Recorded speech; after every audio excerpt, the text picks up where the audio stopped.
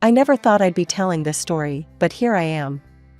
My name's Charlotte, and I was born into what you'd call an ordinary family. But when I was 2, everything changed. My dad died, leaving my mom a widow with a toddler. Mom didn't stay single for long. She married this guy, a big-shot entrepreneur with his own construction company. From the get-go, it was clear Mom was head over heels for Steve. She'd do anything for the guy, I swear. It was like I didn't even exist anymore. Things got even worse when Mom popped out another kid. A girl named Rachel. Suddenly, I had a half-sister who could do no wrong in Mom's eyes. She doted on that kid like she was made of gold, always trying to show Steve what a great mom she was to his precious daughter. Steve, he was this big, scary-looking dude. Always had this stern look on his face, like he was perpetually pissed off. But man, you should have seen how he melted around his own kid. All smiles and affection. Me? I might as well have been invisible. Charlotte, he'd bark, you're the oldest. Act like it. Help out around here. And help out I did. From the time I could reach the kitchen counter, I was cooking, cleaning, doing laundry, you name it. Rachel? She never lifted a finger. Didn't even clean up after herself or wash a single dish. Meanwhile, my grades were slipping. How could they not? Between all the chores and taking care of the house, I barely had time to crack open a book. Mom noticed, of course. But instead of understanding, all I got was grief. What's wrong with you, Charlotte? She'd yell. Are you stupid or just lazy? Your sister manages to get good grades. Why can't you? I wanted to scream, to tell her why. But I knew it wouldn't make a difference. In this house, I was the maid, the cook, the cleaner. And apparently, I was supposed to be a straight-A student too. As the years went by, things only got worse. Steve's business grew, and suddenly all of Mom's relatives were working for him. Even Mom got a job at the company. And guess who got stuck with all the housework? Yep, yours truly. By the time I graduated high school, I was exhausted. My grades were mediocre at best, nowhere near good enough for a scholarship. And boy, did I hear about it. You're so stupid, Mom screamed, her face red with anger. How could you mess this up? Steve, ever the pragmatist, just shook his head. I'm not paying for your college if you can't even be bothered to try, he said coldly. And just like that, my dreams of going to college went up in smoke. Instead, I found myself working at Steve's company, doing the kind of low-paid, back-breaking work that nobody else wanted. You know, I had dreams once. Big dreams of becoming a hairstylist. I'd spend hours watching tutorials online, practicing on old dolls I'd fish out of the trash. I saved every penny I could, scraping together loose change and the measly tips I'd get from the guys at the construction site. Finally, after months of saving, I bought myself a clipper. One night, I couldn't contain my excitement anymore. My sister was lounging on the couch, scrolling through her phone, looking bored as usual. Hey, I said, trying to keep my voice casual. Want to see something cool? She barely glanced up. What? I pulled out the clipper, my hands shaking a little. I got this. I'm gonna be a hairstylist someday. For a moment, she actually looked interested. Really? Let me see that. I handed it over, feeling a spark of hope. Maybe, just maybe, she'd understand. She turned it over in her hands, then tossed it back to me with a smirk. Good luck with that. Mom and Dad will never let you. I should have known better than to trust her. A few days later, all hell broke loose. Steve stormed into the living room in a rage, his face purple with anger. Who did this? He bellowed. Who mutilated Fluffy? I came out of the kitchen, wiping my hands on a dishcloth. The sight that appeared before me was terrible. There, on the floor, was his prize dog. The poor thing looked like it had been attacked by a lawnmower, chunks of fur missing, cuts all over its body. That's when my sister piped up, her eyes wide with fake innocence. Oh, Dad, she said, her voice trembling. I think I know what happened. All eyes turned to her as she spun her tale. Charlotte's been talking about being a hairstylist. She even bought clippers. I think she might have practiced on Fluffy. I couldn't believe what I was hearing. What? No, I'd never. But Steve wasn't listening. He stormed into my room, tearing it apart until he found the clippers. And there, stuck in the blades, were tufts of dog hair. I felt like I was going to be sick. I didn't do it, I said, my voice barely a whisper. I swear, I didn't touch Fluffy.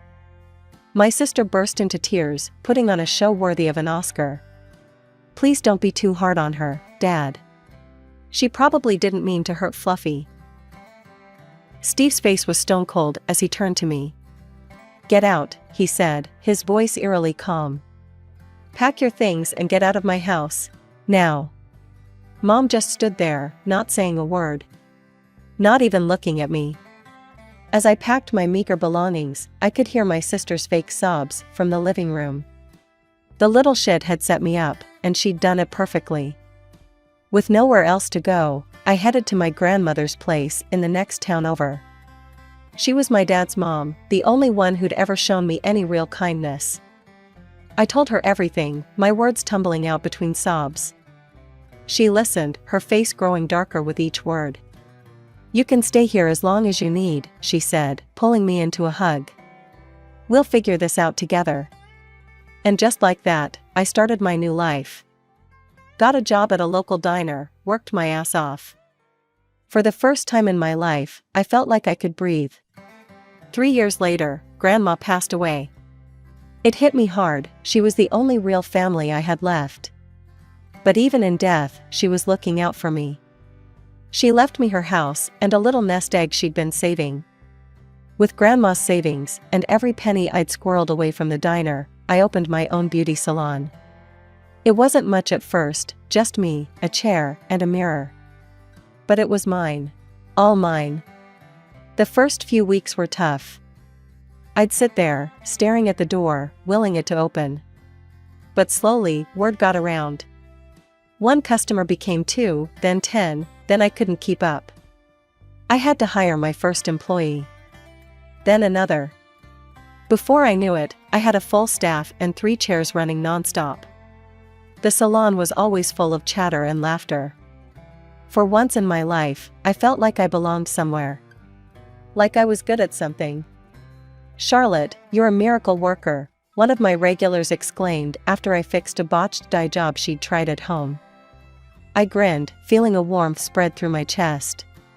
Just doing my job, Mrs. Johnson. But it wasn't just my hairstyling skills that were changing. I was changing too. Gone was the meek, scared girl who'd let everyone walk all over her. In her place was a woman who knew her worth, who didn't take shit from anyone. One day, a customer was giving one of my new girls a hard time. I stepped in, my voice firm. Ma'am, if you can't treat my staff with respect, I'm going to have to ask you to leave. The woman spluttered. But I'm the customer. The customer is always right. I crossed my arms, standing my ground. Not in my salon, they're not. There's the door. Life was good. Really good. But you know how they say curiosity killed the cat? Well, one night, after a long day at the salon, I made the mistake of checking social media. There she was, my sister. All smiles in front of some fancy college, caption boasting about her business and management program. And the comments? Full of praise from Mom, Steve, and all the relatives who'd turned their backs on me. So proud of our little genius. Following in her father's footsteps. Can't wait to see you take over the company. I scrolled further. Vacation pics from all over the world. A shiny new car, graduation gift from the best parents ever. My stomach churned.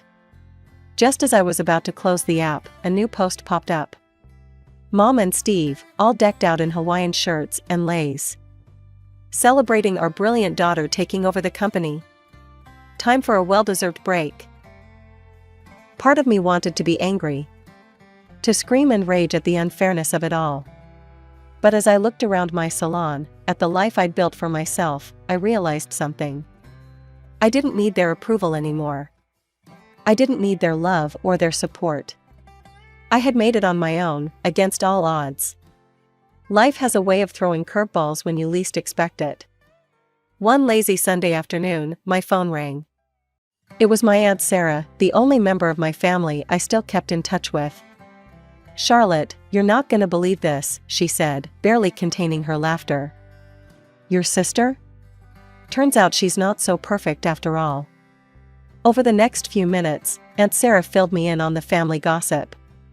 Apparently, while Steve and Mom were sipping Mai Tais in Hawaii, my sister had been running the company, right into the ground. "Made some real boneheaded moves," Aunt Sarah said. "Steve came back early, mad as a hornet. Told her he'd wasted his money on her fancy education." We chatted a bit more before hanging up. I went about my day, pushing thoughts of my family to the back of my mind. But life wasn't done with its surprises. A few weeks later, there was a knock at my door. I wasn't expecting anyone, so I approached cautiously. When I opened it, I nearly fell over in shock. There stood my sister, mascara running down her face, a suitcase at her feet. "Charlotte," she sobbed, throwing herself at me. "Dad kicked me out. He disowned me, took away my apartment. I'm homeless." For a moment, I felt a pang of pity. Then I remembered all the years of torment, all the manipulation. I gently, but firmly, pushed her away. "What do you want, Rachel?" I asked, my voice flat. She looked up at me, eyes wide and pleading. "Can I stay with you? Please? I need help, a job. I could be the director of your salon." I almost laughed out loud. "Director? You've got to be kidding me." "But I have a business degree," she wailed. "I'm qualified." I took a deep breath, steeling myself. "Look, I need a secretary. Someone to work the front desk, book appointments. That's all I can offer." Rachel's face changed in an instant. The tears dried up, replaced by a look of indignation. "A secretary? You're supposed to help me.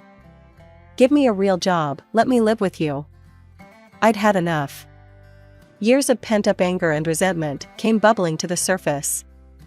"No," I said, my voice cold and firm. "I don't owe you anything. There's a cheap hostel down the street. Good luck." Rachel stared at me, mouth agape.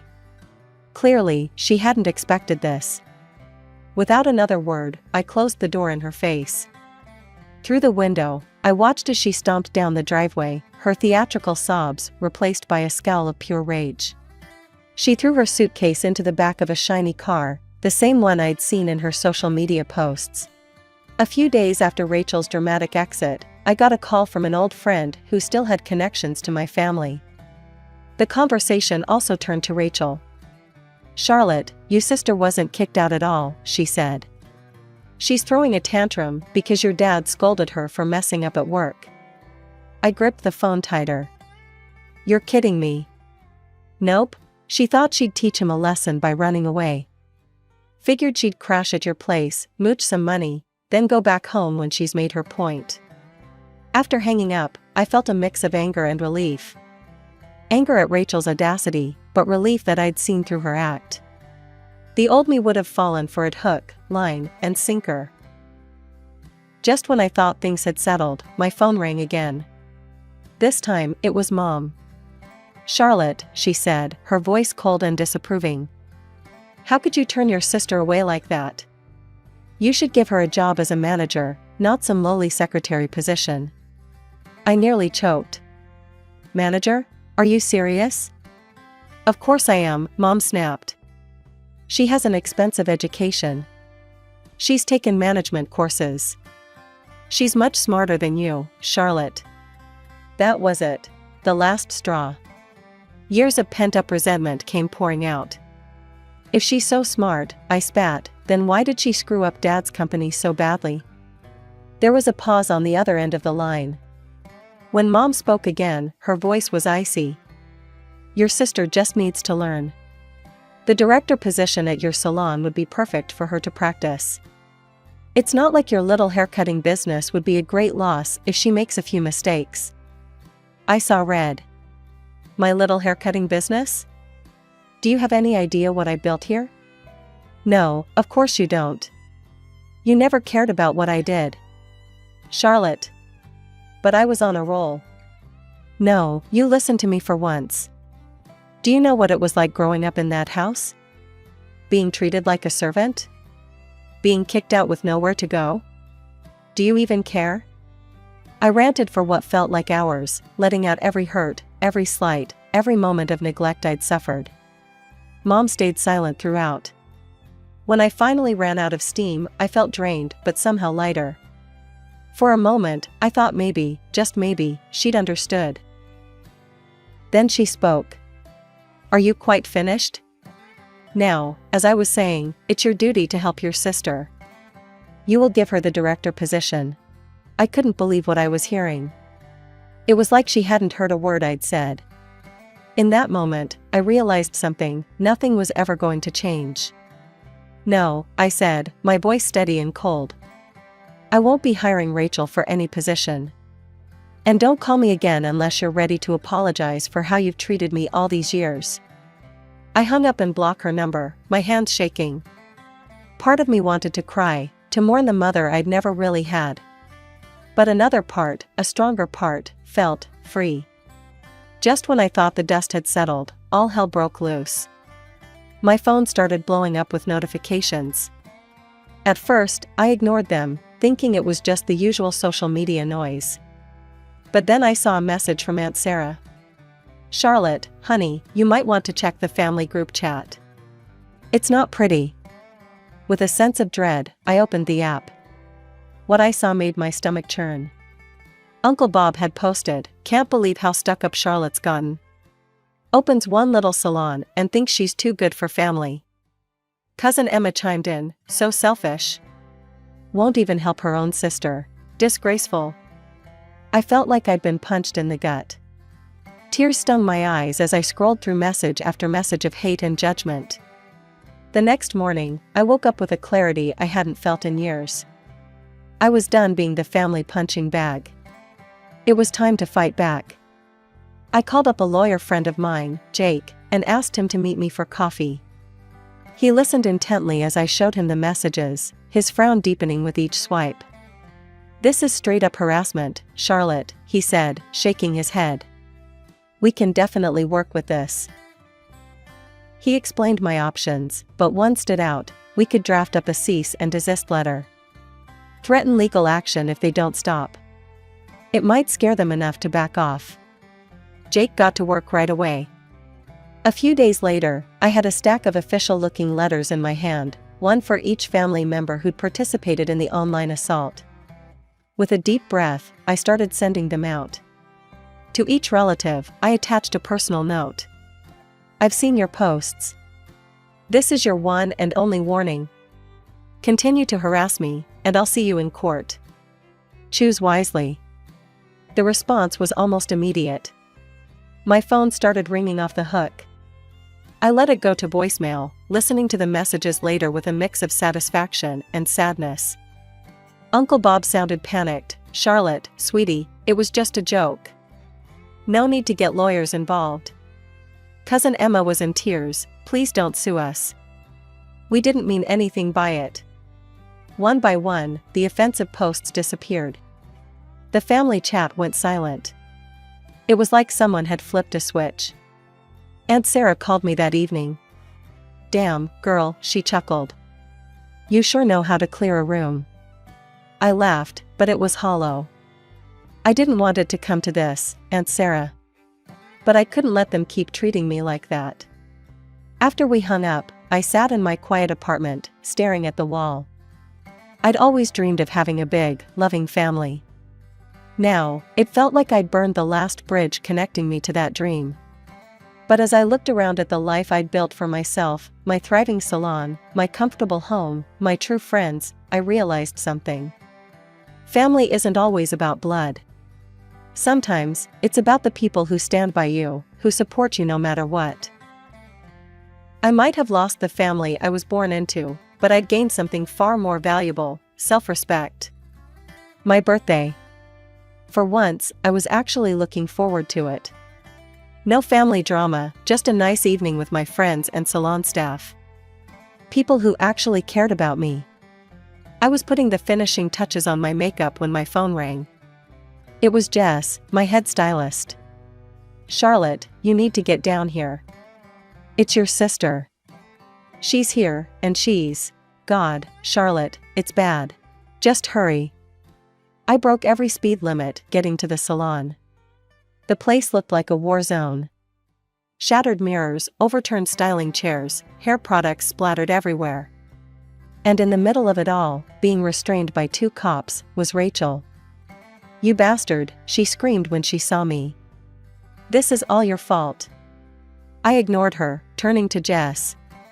"What the hell happened?" Jess looked shell-shocked. She just burst in, drunk off her ass. Started throwing things, screaming about how you ruined her life. We tried to stop her, but I surveyed the damage, my heart sinking. This would cost thousands to fix. One of the officers approached me. "Ma'am, we're taking her down to the station. Will you be pressing charges?" Before I could answer, my phone rang. "Mom." Because of course it was.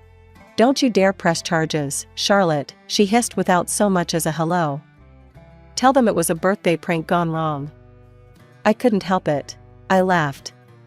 A hollow, bitter laugh that made everyone around me take a step back. "A birthday prank? That's rich, Mom. You know, it's funny. You didn't remember my birthday until you needed an excuse for Rachel's behavior." There was a long pause on the other end of the line.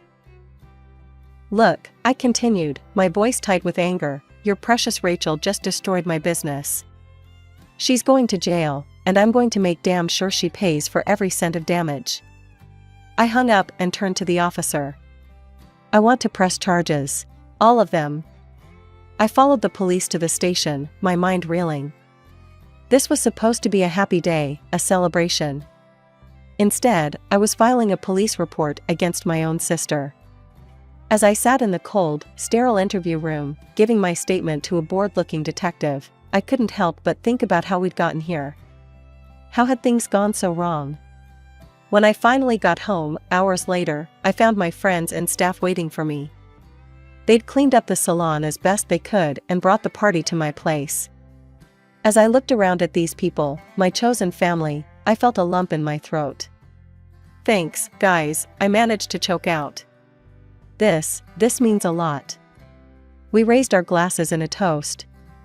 "To Charlotte," Jess said. "The toughest boss and best friend we could ask for." The court case dragged on for months. Every day was a new battle, a new low in family drama. But I stood my ground. Finally, the verdict came in. Rachel got a suspended sentence for hooliganism and had to pay me a hefty sum in compensation. I thought I'd feel victorious. Instead, I just felt tired. The day after the sentencing, I got a call from Steve. "You happy now?" he growled. "You've torn this family apart. As far as I'm concerned, you're dead to us." The line went dead. I stared at the phone, waiting for the pain to hit. But all I felt was relief. Mom didn't even bother to call. She sent a text, "I hope you're satisfied with what you've done. Don't contact us again." I showed the messages to Aunt Sarah over coffee the next day. She shook her head, disgusted. "You're better off without them, honey," she said, squeezing my hand. "You've got me. And you've got yourself. That's all you need." She was right. I threw myself into my work, channeling all my energy into expanding my business. One salon became 2, then 3. Before I knew it, I was running a small empire of beauty salons across the city. Years passed. I was happier than I'd ever been, surrounded by people who genuinely cared about me. My family became a distant memory, a bad dream I'd finally woken up from. Then, one lazy Sunday morning, I was scrolling through social media when a headline caught my eye. "Local construction mogul bankrupt, daughter's financial scams to blame." My heart skipped a beat.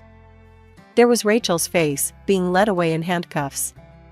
The article detailed how she'd embezzled millions from Steve's company, running various financial scams that had finally caught up with her. The fallout was swift and merciless. Steve's company collapsed, taking down all the family members who worked there with it. And suddenly, my phone was blowing up with messages from relatives I hadn't heard from in years. Uncle Bob. Charlotte, sweetie, I know we've had our differences, but I'm in a tough spot. Any chance of a job at one of your salons? Cousin Emma. Hey cuz. Long time no speak. So, I heard you're doing well. One by one, they came crawling out of the woodwork, all with the same plea: give me a job, lend me money, save me from the mess Rachel made.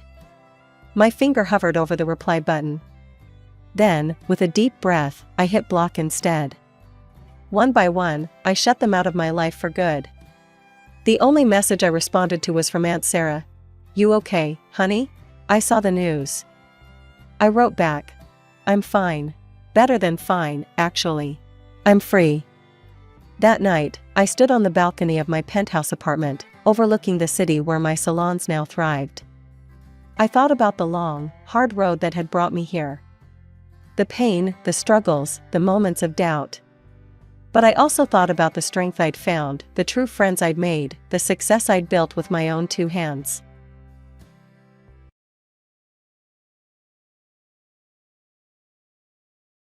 Hey there, I'm Matthew Hawkins, though most folks just call me Hawk. My buddies in the Army gave me that nickname. I'm fresh off my third tour overseas, worn out but buzzing with excitement to finally surprise my family. The whole flight home, all I could think about was crashing in my old bed, maybe sharing a cold one with my dad on the creaky porch swing. But as the cab pulled up, something wasn't right. My house was gone. Instead, there was just an empty lot with patchy grass and a for sale sign sticking up like a bad joke.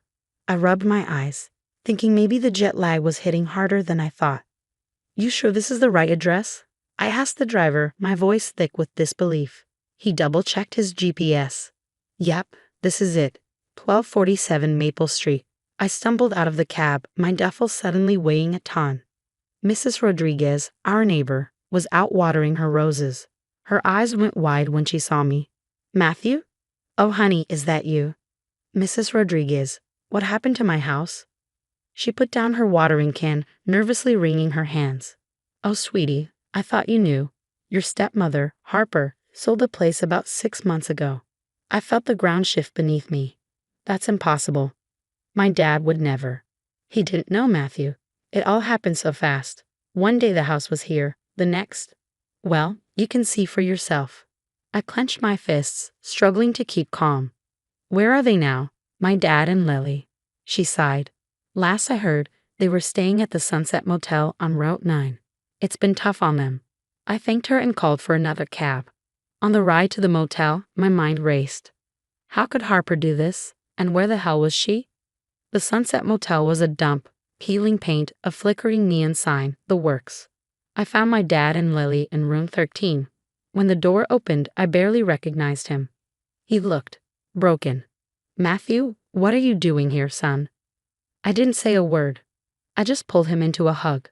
Over his shoulder, I spotted Lily peeking out from behind the ratty curtain, her eyes red and swollen.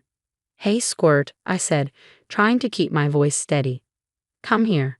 She ran into my arms, sobbing. I missed you so much, Matthew. We piled into the tiny room, and Dad sat heavily on one of the beds, shoulders slumped. I'm so sorry, son. I never thought Harper. I cut him off. It's not your fault, Dad. We're going to fix this. Lily tugged on my sleeve. Are you going to make the bad lady go away? I looked at her tear-streaked face, then at my defeated father. In that moment, I made a promise to both of them. Yeah, kiddo, I'm going to make everything right, no matter what it takes. The next morning, after a rough night on the motel couch, I slipped out quietly while they were still asleep. First stop, the county clerk's office. I needed answers. I need to see the deed transfer for 1247 Maple Street, I said to the lady at the desk. She eyed my wrinkled uniform but typed away at her keyboard. That was processed about 6 months ago. Seller, Frank and Harper Hawkins. Buyer, Davis Real Estate Holdings. My stomach dropped. Can I see the paperwork? She pulled up the scanned documents. There it was, my dad's signature. Except it wasn't. I knew his messy handwriting anywhere. This is forged, I muttered under my breath. Excuse me? I shook my head. Nothing. Thanks for your help. Back at the motel, Dad was up, looking more lost than ever. I don't understand, Matthew. How could she do this? I showed him the forged document. His face turned pale. That's not my signature. I never signed anything like that. Find anything? Lily piped up from the corner where she was coloring. Harper had a special friend. He came over a lot. They always whispered and laughed. Dad and I exchanged glances. Special friend. Lily nodded. Mr. Davis. He sells houses. The pieces were starting to come together. I needed more info. I headed back to our old neighborhood, and Mrs. Rodriguez was more than happy to spill the tea. Oh, honey, it was a scandal. Harper and that Mark Davis fellow were real close. Always meeting for coffee, business lunches. You know the type. Let's just say, I don't think they were discussing property values in the back of his Lexus. My blood was boiling. I thanked her and headed back to the motel. Dad was sitting on the bed, staring at the floor. Talk to me, Dad. What happened after I left? He sighed heavily.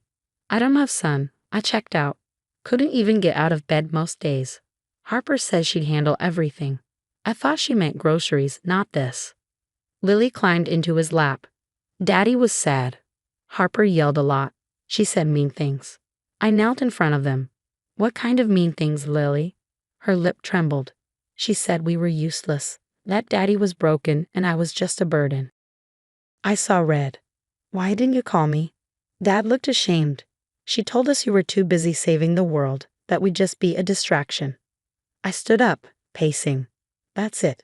I'm finding Harper. She's going to pay for this. Matthew, no, Dad pleaded. Just let it go. We'll figure something out. No, Dad, I'm not letting this slide. Harper and her boyfriend think they can walk all over us. They've got another thing coming. Lily looked up at me with hopeful eyes. Are you going to be our superhero, Matthew? I managed a small smile. Something like that, kiddo. First things first, though, we're getting you two out of this dump. Then we take back what's ours. With Dad and Lily settled in a better hotel, I set my sights on the real estate office where Mark Davis worked. As I stepped into the office, a familiar face caught my eye. Matthew Hawkins? No way. It was Lisa Chen, my high school crush, now looking even more stunning and apparently working here. We hugged, and for a moment, I felt that old spark between us. What brings you here, soldier boy? She asked, her tone playful but curious. I gave her the cliff notes of Harper and Mark's scam. As I talked, her eyes widened. Holy crap, Matthew, that's awful. I've been working here for a while, and I always had a feeling something was off with Mark's deals. Let me help you dig into this. Over the next few days, we combed through records together, and her insider knowledge turned out to be a gold mine. We started seeing a disturbing pattern. Elderly homeowners being tricked out of their properties. One file in particular stood out. Look at this, Lisa said, pointing to a document. The Johnsons, sweet old couple, sold their home way under market value to Davis Real Estate Holdings. I reached out to the Johnsons and arranged a meeting. Mrs. Johnson answered the door, looking frail and defeated. We thought it was a blessing, she explained, her voice shaking. Mark said he had a buyer who'd let us stay on as renters. Next thing we knew, we were evicted. Lost everything. My fists clenched in anger. This wasn't just about my family anymore. These scumbags were preying on the vulnerable. I decided it was time to confront Harper. I tracked down her new address, a swanky downtown apartment. When she opened the door, that smug smile of hers made my blood boil. Well, the prodigal son returns, she sneered. Come to thank me for taking that dump off your hands. I pushed past her into the apartment, not in the mood for games. Cut the crap, Harper. I know what you and Mark did, like forging my dad's signature. Real classy. She actually laughed. Prove it, tough guy. Your daddy signed those papers. Not my fault he was too depressed to remember. I stepped closer, my voice low with fury. I'm going to make this right, and you're going to pay for what you did to my family. Her expression darkened, her smile turning into a thin, cold line. Is that a threat, soldier boy? Better watch yourself. Wouldn't want to ruin that precious military record of yours. I stormed out, seething with rage. As I hit the street, I literally ran into another familiar face, Ryan Miller, an old buddy from the army. Matthew? What the hell, man? Ryan was in a police uniform, and when I saw that, I told him the whole story. Matthew, this is serious. Look, I'm a detective now. Let me do some digging off the books. This sounds bigger than just real estate fraud. Ryan was right. Over the next week, he and Lisa uncovered an even darker web. Harper and Mark weren't just scamming old folks. They were involved in identity theft and money laundering, working for some dangerous people. Meanwhile, Dad's health was deteriorating under the stress, and Lily was having nightmares, struggling to adjust to her new school. One night, she broke down sobbing. I don't like it here. I want to go home. I held her close, fighting back my own tears. I know, sweetheart, I'm trying to fix it. But the legal wheels were turning far too slowly. Every day that passed was another day Harper and Mark were getting away with their crimes, and another day my family suffered. Lisa saw how close I was to my breaking point. Matthew, I know that look, she warned. Don't do anything stupid. We're so close to blowing this thing wide open. I nodded. But inside a plan was forming, a dangerous, probably illegal plan. Seeing Dad's sunken eyes and Lily's tear-stained face, I was done playing by the rules. Sleep eluded me that night as my mind raced with ideas on how to take down Harper and Mark. The next morning, I called Ryan. I've got an idea, but I need your help. How do you feel about going undercover? Ryan was all in. We set up a meeting with Mark, with Ryan posing as a wealthy out-of-town investor looking to flip some properties. Lisa helped us craft a backstory that would appeal to their greed. The day of the sting, I sat in a van outside, listening in as Ryan strolled into Mark's office. Mr. Davis, Ryan Edwards. Pleasure to meet you, I heard Ryan say, his voice smooth. Welcome, Mr. Edwards, Mark replied, oozing fake charm. I hear you're interested in some creative investment opportunities. Let's just say I've got cash to burn, and I'm not too concerned about where it came from, if you catch my drift. I heard Harper's voice, and my fists clenched involuntarily. Well, you've come to the right place, Mr. Edwards, Harper said. We have ways of cleaning up messy situations. For the next hour, they laid out their entire operation, thinking they were reeling in a big fish. Little did they know every word was being recorded. And don't worry about those pesky homeowners, Mark chuckled. We have ways of making them cooperative. I gritted my teeth, thinking of the Johnsons, of my dad and Lily. It took everything I had not to storm in there myself. Just then, Lisa, who was monitoring another feed, burst into the van. Matthew, we've got a problem. Harper's not just laundering money for small-time crooks. She's tied to the Alvarez cartel. My blood ran cold. This was bigger than we thought. I radioed Ryan, signaling him to wrap it up. Well, Mr. Davis, Mrs. Hawkins, this all sounds very interesting. I think we have a deal. That was the cue. I heard the door burst open, followed by shouts of FBI. Nobody move. I rushed in just in time to see Harper and Mark being cuffed. The look of shock on Harper's face when she saw me was almost worth everything we'd been through almost. The next few weeks were a whirlwind. The FBI raid uncovered mountains of evidence. Harper and Mark were looking at decades behind bars. I used my VA benefits to secure a modest but comfortable house for Dad and Lily. The day we moved in, I saw a spark return to Dad's eyes. Son, I don't know how to thank you, he said, his voice thick with emotion. I hugged him tight. No need, Dad. We're family. It's what we do. Lily ran around the house, squealing with joy at having her own room again. It was the first time I'd seen her truly smile in months. That's the end of my story. Now, I got a question for you. If you were in my shoes, would you have forgiven Harper for what she did to our family? Or do you think some actions are truly unforgivable? Drop your thoughts in the comments below.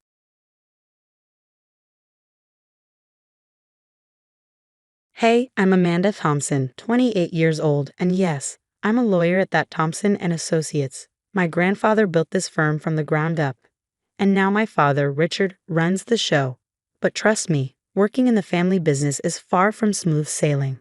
One morning, I'm grabbing my usual coffee when my cousin Eric stumbles in, looking like he's been through the ringer. Rough night? I ask, trying to keep things casual. Some of us actually have lives outside of this place. Amanda, he snaps. Typical Eric. We used to be close, but these days it's like working alongside a ticking time bomb. Before I can respond, my best friend and fellow lawyer Sarah steps in, her voice light but purposeful. Hey Amanda, about a minute? I need your input on the Hartley brief. As we walk to her office, she whispers, What's up with Eric lately? I shrug. Who knows? Did you meet the new client, Michael Reeves? Sarah rolls her eyes. Oh, you mean Mr. Philanthropy? He was pouring it on thick in the lobby this morning. Before I can reply, my mom, Jennifer, breezes in. Amanda, honey, lunch today. Can't, Mom. Big case, remember? She sighs dramatically. All work and no play makes Amanda one hell of a lawyer. Later that day, I'm knee-deep in files when my dad calls for a firm-wide meeting. As we all crowd into the conference room, I can feel the tension thick in the air. I have an announcement, Dad starts, and you could hear a pin drop. I've decided it's time for me to step down. Gasps ripple through the room. Eric leans forward, eyes gleaming, as if he already knows what's coming. And I've chosen my successor. Dad continues, locking eyes with me. Amanda, I want you to take over the firm. The room erupts into chaos. I'm in shock, but no one's reaction is as wild as Eric's. His face goes from stunned to furious in a heartbeat. Her? Are you kidding me? Eric shouts, storming out. As the room settles, Sarah squeezes my hand. You've got this, girl. But before I can process it all, my phone rings. It's about the charity fraud case I've been working on. And just like that, things get a whole lot more complicated. Little did I know, that phone call was the start of a storm that would turn my entire world upside down. For weeks, I've been digging into the charity fraud case. The deeper I go, the messier it gets. Cooked books, phantom donations, the works. It's enough to make your head spin. Amanda, you're going to work yourself to death, Michael says, massaging my shoulders one night at the office. I lean back, exhausted. Someone's got to do it. This case can make or break us. Michael's been supportive through it all. We started dating a few weeks ago, and it's been intense. He understands the pressure I'm under. But Sarah doesn't trust him. Amanda, she corners me one day. Something's off about Michael. He's always asking about cases he has no business knowing about. I brush her off. Come on, Sarah. He's just interested in my work. Stop being paranoid. Meanwhile, Eric's spiraling. He shows up late, reeking of alcohol, snapping at everyone in sight. Eric, get it together. I hiss after he blows up at an intern. What's your problem? He glares and storms off. Classic Eric. One night, while cross-checking some numbers, something jumps out at me. These figures don't add up. I dig deeper, and my stomach drops. Someone's been tampering with our books, too. Still reeling from the discovery, I hear strange noises coming from the server room the next night. When I push open the door, there's Eric, caught red-handed. The computer screen behind him is flashing, deleting files. What the hell are you doing? I demand. Eric whips around, pale as a ghost. Amanda, I can explain. But the look on his face tells me everything. I lunge for the computer, trying to stop whatever he's doing. We struggle, and in a fit of anger, everything comes pouring out. You think you're so perfect, don't you? He spits. Dad's golden child. Well, guess what? You're going down, and I'm taking this whole damn firm with me. I'm stunned. What are you talking about? The charity case, the embezzlement. It was all us, me and Michael. We set it up to make you look incompetent. The room starts spinning. Michael? But we're together. Eric laughs, a bitter, cold sound. Wake up, Amanda. He's been using you for information, for access. You were just a means to an end. I feel like I've been punched in the gut. All of his late-night talks, the secrets shared, it was all a lie. Why, Eric? We're family. His face twists with resentment. Family? You've always looked down on me. You always had to be the best. Well, not anymore. By the time I'm done, there won't be a firm left for you to inherit. The shock wears off, replaced by a burning determination. I grabbed his arm, my voice low and steady. You might have started this, but I'm damn sure going to finish it. You have no idea who you're messing with. I can see the fear flicker in his eyes. He knows he's screwed up big time, and in that moment, I make a promise to myself.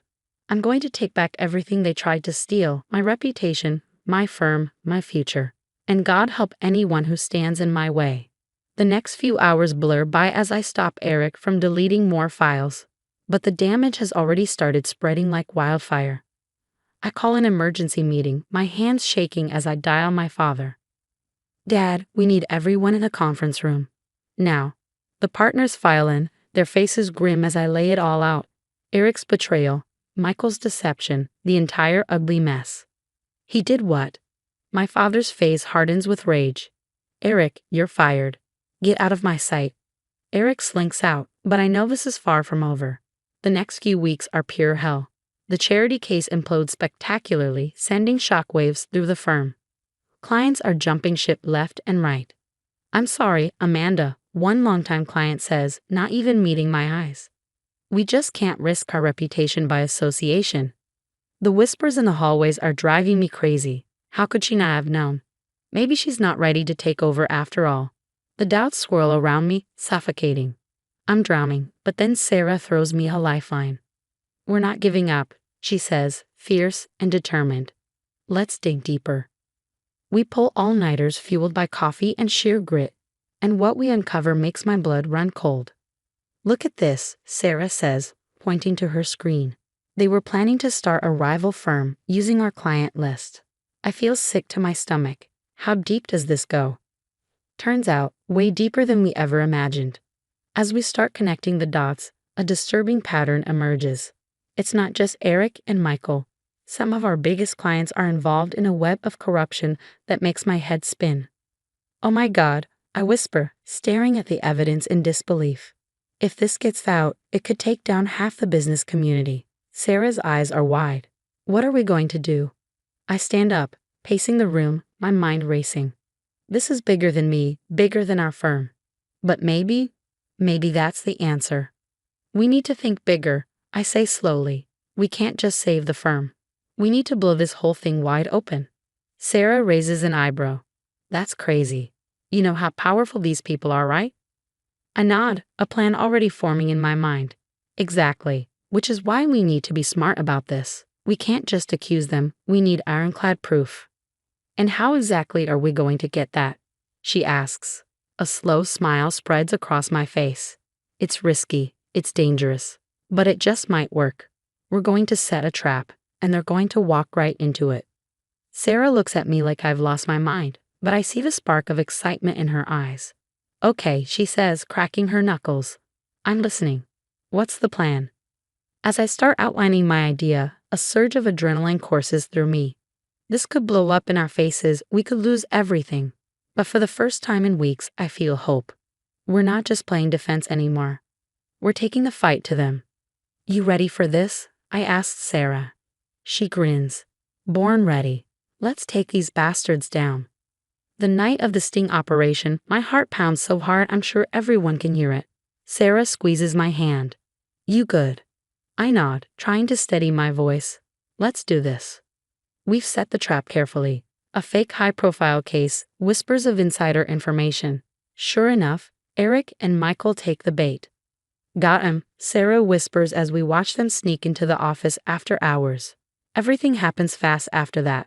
The police swoop in and suddenly Eric and Michael are in handcuffs, looking shell-shocked. You set us up. Eric snarls at me, his face twisted in fury. I meet his glare, unflinching. You did this to yourself. The next few weeks are a whirlwind.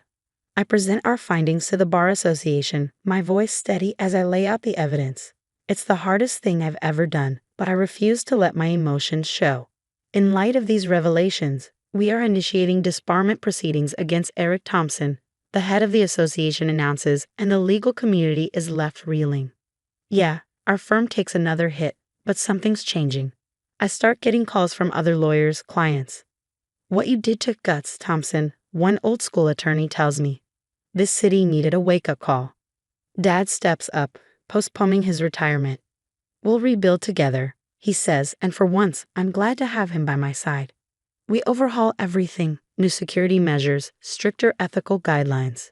It's grueling work, but slowly, surely, we start to see results. Months pass, and the tides slowly turn. Old clients begin to trickle back and new ones sign on. We want a firm we can trust, they tell me. You've shown what you're made of. I promote Sarah to junior partner, and the look on her face when I tell her makes all the struggles worth it. She grins, eyes wide with disbelief, and I can see the pride she feels. This victory is as much hers as it is mine. Then, one day, Eric shows up at the office. He looks terrible, unshaven, with bloodshot eyes. He's a shadow of the man he once was. Amanda, please, he begs, his voice raw with desperation. I'm sorry. I've learned my lesson. Can't we start over? For a moment, I see the cousin I used to know, the one I share family barbecues and late-night conversations with. But then I remember everything, every betrayal, every lie, and all the damage he caused. No, Eric, I say quietly with a calm finality. We can't. You made your choices. Now, live with them. As he walks away, a strange weight lifts off my shoulders. It's really over. The day I'm officially named managing partner, it still feels surreal. Standing at the podium, looking out at the faces of colleagues, clients, and friends, the realization hits me. We did it. We really did it. Later, in a meeting with our new team, I look around the table. Sarah is at my right hand, and the room is filled with bright, eager faces. Through the window, I see the city skyline, standing tall and proud, a reflection of everything we've rebuilt. All right, team, I say, unable to keep the smile off my face. We've got work to do. Let's show the city what real justice looks like. As we dive into our next case, a surge of pride and determination fills me. Thompson and Associates isn't just back, it's better than ever. And me? I'm exactly where I belong, leading the charge into a new era of integrity and success. Bring it on, world. Amanda Thompson is just getting started. But a question lingers in the back of my mind. If you were in my shoes, would you have forgiven Eric? Is there a point where family betrayal becomes unforgivable? Or should blood always come first?